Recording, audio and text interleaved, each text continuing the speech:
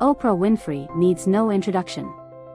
She is a one-of-a-kind businesswoman, talk show host, actress, media mogul, and spiritual teacher. But how did she reach the dizzying heights that she has?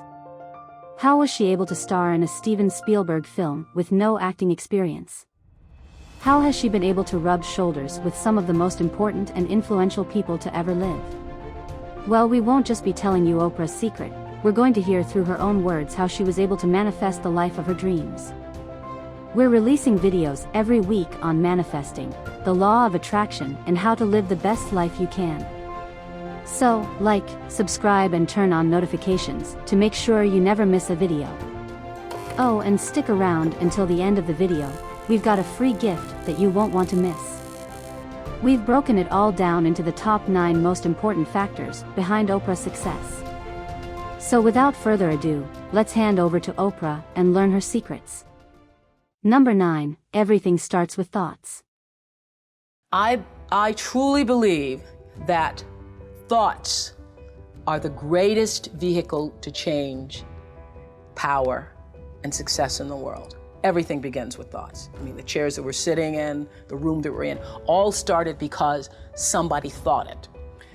So I thought up The Color Purple for myself. I know this is going to sound strange to you. I read the book. I got so many copies of that book. I passed the book around to everybody I knew. If I was on the bus, I'd pass it out to people. And when I heard that there was going to be a movie, I started talking it up for myself. I didn't know Quincy Jones or Steven Spielberg or how on earth I would get in this movie. I'd never acted in my life, but I felt it so intensely that I had to be a part of that movie. I really do believe I created it for myself. I wanted it more than anything in the world and would have done anything to do it. Number 8, pay attention to the whispers. The universe speaks to us always, first, in whispers. And a whisper usually in your life feels like, that's odd. Or, that doesn't make any sense. Or, is that right?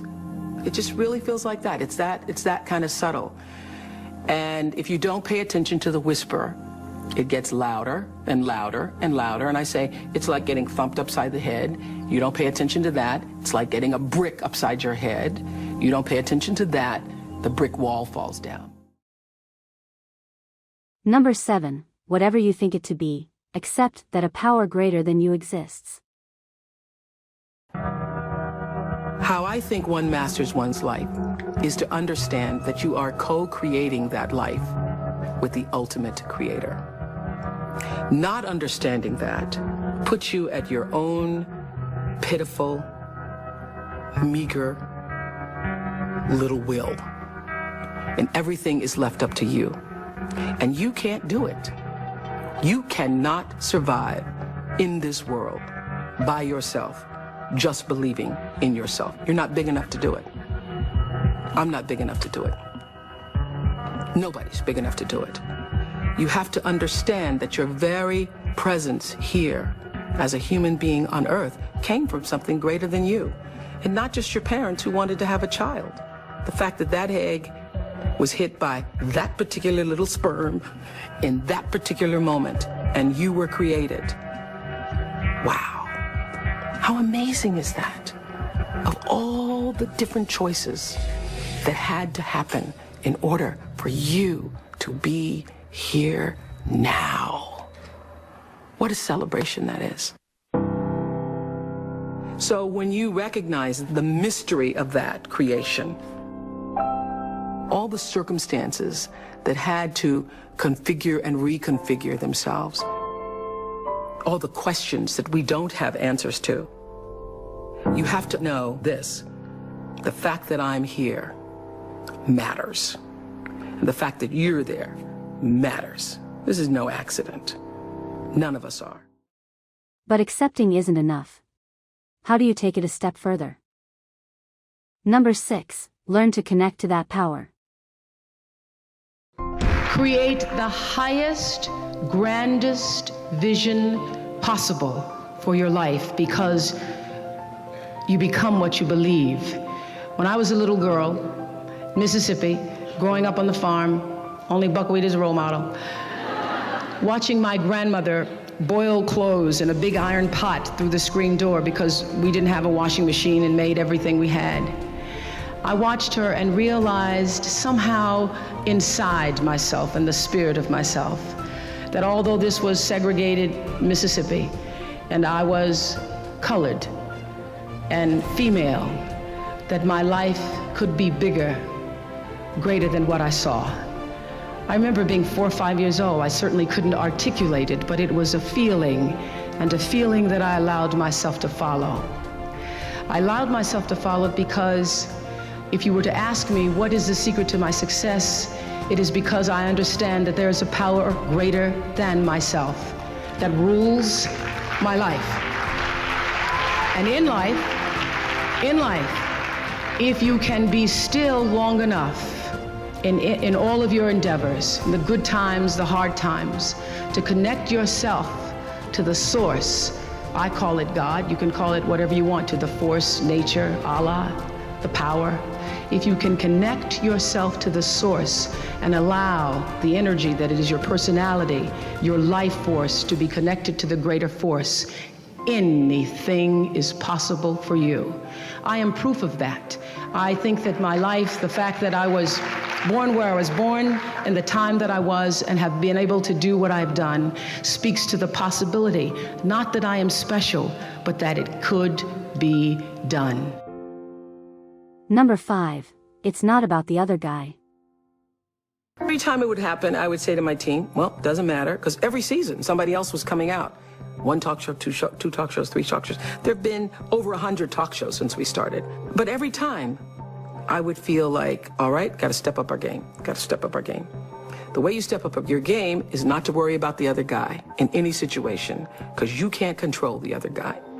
You cannot control the other guy. You only have control over yourself. So it's like running a race.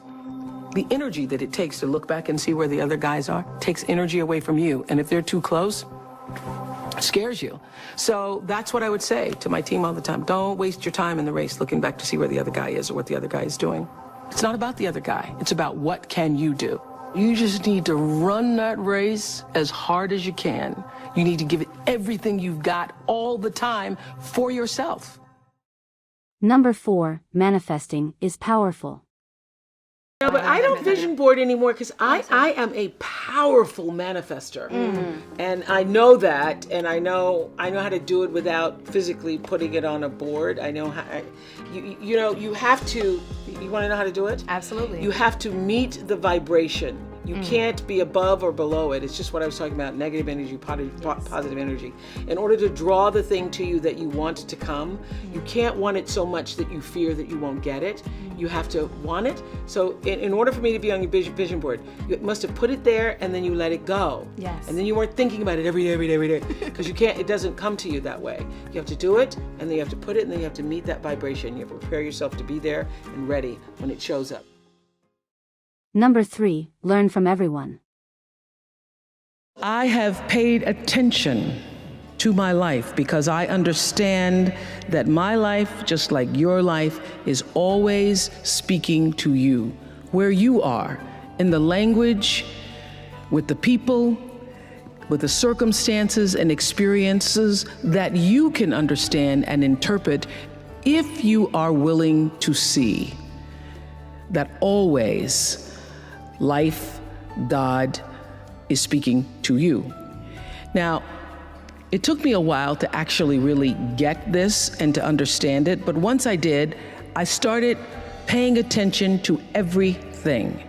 And one of the reasons why I can now accept the fact that I can offer my gatherings of information and wisdom and call myself a spiritual teacher is that every single person who ever came on my show, and I hear there's like 37,000 guests I've talked to, a lot of them came from dysfunction and a lot of them wouldn't appear to be teachers, but every one of them had something to say that was meaningful and valuable and that I could use to grow myself into the best of myself, which is what all of our jobs are.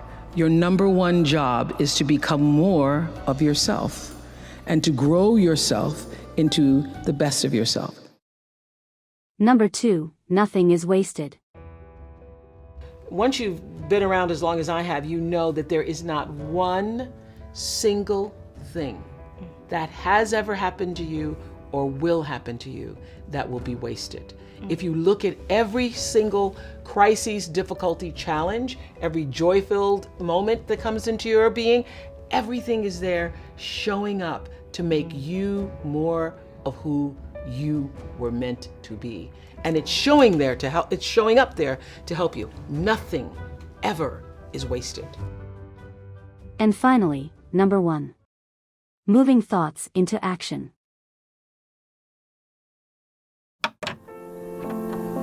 What I know is you got to take responsibility for the space you hold here.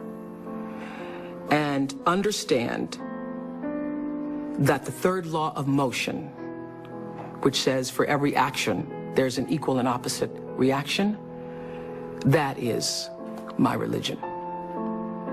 That is the fundamental construct of my religion. And by that, I mean, I know that every thought that I think, every thought that I have that moves into action is going to create an opposite and equal reaction. So everything that I put out into the world is going to come back. It's the golden rule on steroids. The golden rule on steroids. It's true that as you do unto others, they will do unto you. It's already done. There's an energy field, there's an energy flow that I strongly feel in my own life. And I know lots of other people who do. You're either in flow or out of it. And if you're in flow, it's like this. It's like this. All the time. It's like this. It's like flowing with the stream. And the flow is in direct proportion to the center of yourself, where God abides, where universal energy abides, where the divine within you abides. How far you are from the center, from the divineness of yourself, from your connection to source energy, that which created you, is how out of sync you are with your life, regardless of what you call it. When you can align with that, nobody can touch you. Gary Zukov calls that authentic power. In his book, Seed of the Soul, he says, when your personality comes to serve the energy of your soul, that is authentic power. And that's the only real power there is, because you're going to lose everything else. I don't care how beautiful you are. One day, your breasts are going to sag and your eyes are going to bag and you're not going to be as beautiful. And it doesn't matter how much Botox and how many times you get yourself pulled up and how many hairdos and how many makeovers or what you do, you know, that doesn't last. It's just like the most beautiful flowering tree. Everything passes and it's time.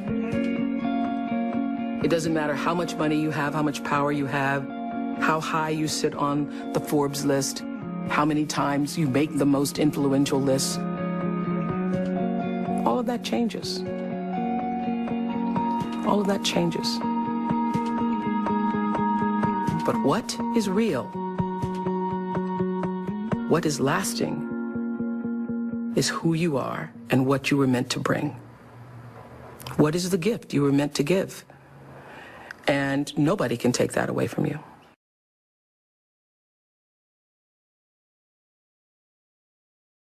So that's the 9 secrets Oprah credits to her success.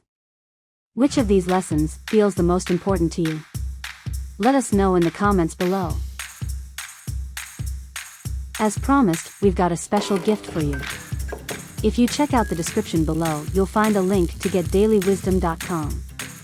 Just pop your email address in and we'll send you a piece of inspiration every single day for free. It's a great way to start your day. We hope you enjoyed today's video. Don't forget to like and subscribe, and we'll see you next week. From all of us at thelawofattraction.com, wishing you another week of love and light. Thank you for watching. See you soon.